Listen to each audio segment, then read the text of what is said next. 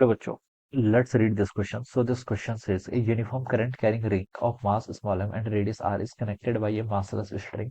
As shown, a uniform magnetic field B not exist in the region to keep the ring in the horizontal position. Then the current in the ring पर देखिए कितना current करेगा वो आपको बताना है, ठीक है, जिससे ये क्या करे आपकी इक्विलिब्रियम पोजीशन पर है, हॉरिजॉन्टल पोजीशन पर ही रहे आपकी ये करंट कैरिंग वायर, ठीक है। यूनिफॉर्म करंट कैरिंग रिंग है जिसका मास m है, रेडियस r है, मासलेस स्ट्रिंग से कनेक्ट कर रखी uniform magnetic field B naught exist करता है to ring in the horizontal position. Then the current in the ring, ring पर कितना करंट होगा, ठीक है। तो देखिए इसको रखने के लिए, ठीक है, तो यहाँ पर आपका देखिए करंट कैरिंग लूप है, ठीक है, और मैग्नेटिक फील्ड भी है, तो उस पर मैग्नेटिक फोर्स लेगा तो उसके कारण हम टॉर्क निकाल सकते हैं, ठीक है।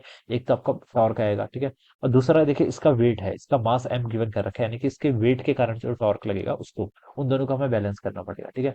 तो चलिए इस क्वेश्चन का की कॉन्सेप्ट आप क्या लिख सकते हैं, देखिए the key concept of this question, equilibrium लिख सकते हैं या फिर क्या लिख सकते हैं, टॉर्क लिख लीजिए, चलिए इक्विलिब्रियम भी लिख सकते हैं या फिर क्या लिख सकते हैं, torque due to magnetic field और torque due to the weight, ठीक है, दो ही फोर्स लग रहे हैं ना, फोर्स और भी लग रहा है, तीसरा टेंशन का फोर्स भी लग रहा है क्योंकि इससे कनेक्टेड है। तो देखिए उसको भी हम देख लेते हैं यहाँ पर, ठीक है। तो देखिए बच्चों, टॉर्क होता है क्या, पहले हम टॉर्क हम डिफाइन करते हैं r vector cross F vector, ठीक है। R vector cross F vector से क्या करेंगे, टॉर्क को डिफाइन करेंगे, ठीक है। ये सिचुएशन इस तरीके से है। एक यहाँ पर हमने क्या कर रखा है, एक स्ट्रिंग से इसको क्या कर रखा है, मासलेस स्ट्रिंग से कनेक्ट कर रखा है। This is a ring, ring आपकी इस तरीके से कनेक्ट है, ठीक है। देखिए बच्चों, ये रिंग आपकी ऐसे हॉरिजॉन्टल पोजीशन पे रह रही है, ठीक है। एमजी के कारण जो टॉर्क लेगा वो तो उसको नीचे की तरफ ले जाना चाहेगा, ठीक है। इसका मास मान लीजिए हम इसका सेंटर मान लेंगे तो इस पर एक एम, इसका मास एम है, ठीक है। रिंग है तो हम इसका सेंटर और मास पर इसका एमजी मानेंगे, वेट क्या लग रहा है, डाउनवर्ड डायरेक्शन में ऐसे लग रहा है, ठीक है। और इस पॉइंट से आपके अटैच्ड है तो इसके अबाउट हम क्या करेंगे, टॉर्क फाइंड आउट करेंगे, ठीक है। करंट देखिए इसमें आपकी ऐसे फ्लो करे, this is the direction of the current. और मैग्नेटिक फील्ड भी देखिए आपका इसी डायरेक्शन में, क्या हॉरिजॉन्टल डायरेक्शन में, दिस इज मैग्नेटिक फील्ड, ठीक है। अब बच्चों देखिए मैं यहाँ पर कुछ कन्वेंशन यूज कर लेता हूँ। इस वाले एक्सिस को देखिए मैं क्या बोल देता हूँ, आपका जेड एक्सिस बोल देता हूँ, ठीक है, this is my Z axis, ठीक है। और ये मेरा जेड एक्सिस हो जाएगा, और ये वाला एक्सिस को मैं अगर एक्स बोल दूं, ठीक है, तो एक्स आई क्रॉस जे के, तो वाई एक्सिस मेरा ऐसा होना चाहिए, अंदर की तरफ होना चाहिए बेसिकली, ठीक है। दिस इज वाई एक्सिस, और ये क्या होगा, मेरा माइनस वाई होगा, ठीक है। ठीक है, कार्टेशियन कोऑर्डिनेट्स में हमें राइट हैंड थंब रूल को तो सेटिस्फाई करना ही चाहिए, तभी कोऑर्डिनेट्स बनेगा, ठीक है। तो एक्स क्रॉस वाई कर रहा हूँ मैं, तब जेड की तरफ पॉइंट कर रहा है, तो उसका मतलब ऐसा है, इसकी डायरेक्शन ऐसे होगी, ठीक है। अब बच्चों देखिए, करंट इसमें ऐसे कैरी कर रही, करंट ऐसी कैरी हो रही है, तो हम बता सकते हैं, देखिए इसके अंदर जो मैग्नेटिक मोमेंट है, मैग्नेटिक मोमेंट क्या होता है आपका, आई वेक्टर टाइम्स ए वेक्टर के equal, this is were magnetic moment, ठीक है। आई क्या है, करंट, करंट का मैग्नीट्यूड क्वेश्चन में गिवन है, ओके, करंट ही पता करनी है, चलिए हमने आई बोल दिया इसको, ठीक है। एरिया वेक्टर देखिए क्या होगा, पाई आर स्क्वायर, इसके रेडियस आर है तो हम इसको लिख सकते हैं पाई आर स्क्वायर, ठीक है। और डायरेक्शन क्या होगी, जो डायरेक्शन है पर करंट, जिस डायरेक्शन में करंट फ्लो कर रही है उस डायरेक्शन में ना राइट हैंड थंब रूल, उस डायरेक्शन में राइट हैंड की फिंगर्स को क्या करना है, रखना है, ठीक है। और थंब देखिए किस डायरेक्शन में पॉइंट कर रहा है, आउट ऑफ द स्क्रीन, किस डायरेक्शन में, आउट ऑफ द स्क्रीन। तो हम बता सकते हैं जो आपकी मैग्नेटिक मूवमेंट की डायरेक्शन है, sorry out of the screen he, of the screen, ठीक है, ये डायरेक्शन है, जेड कैप का लॉन्ग आ रहा है ना, तो हम बता सकते हैं आप इसको प्लस के कैप लिख लीजिए, ठीक है, प्लस के कैप। तो ये आपका क्या आ जाएगा, this is the magnetic movement, ये क्या गया इसका यहाँ पर से, ये आपने यहाँ पर से इसका न्यू यहाँ पर फाइंड आउट कर लिया।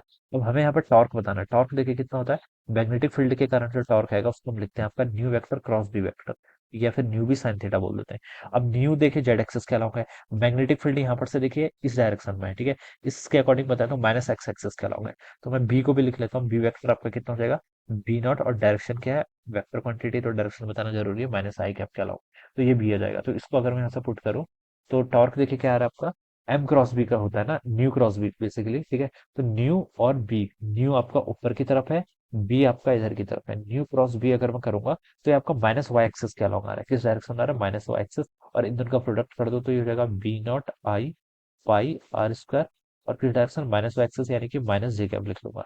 So this is the magnitude of the torque because, this is the torque because of the magnetic field, magnetic field के कारण इतना टॉर्क आएगा, ठीक है।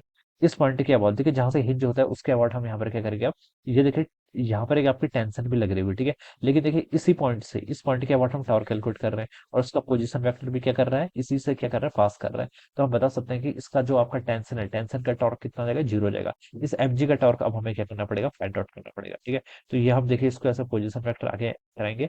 तो देखिए टॉर्क किसके इक्वल होता है, आपका आर क्रॉस एमजी के इक्वल होता है, ठीक है। इसकी रेडियस कितनी है आपकी, आर के इक्वल है, तो आर एमजी करेंगे, तो आर क्रॉस एमजी करेंगे तो देखिए इसके कारण जो टॉर्क आ रहा है वो क्या आ रहा है आपका, आर, आर देखिए इस डायरेक्शन में है, this is our r, this is our r, ठीक है। mg आपका डाउनवर्ड है, तो आर क्रॉस एम जी अगर मैं करूँ, ठीक है, आर देखिए किस डायरेक्शन में है, प्लस एक्स एक्सिस के अलॉन्ग, ठीक है, एम जी की डायरेक्शन है minus Z cap, minus Z cap, ठीक है। तो आर क्रॉस एम जी करूंगा तो किस डायरेक्शन में पॉइंट कर रहा है, plus y cap, plus y cap यानी कि प्लस जे कैप।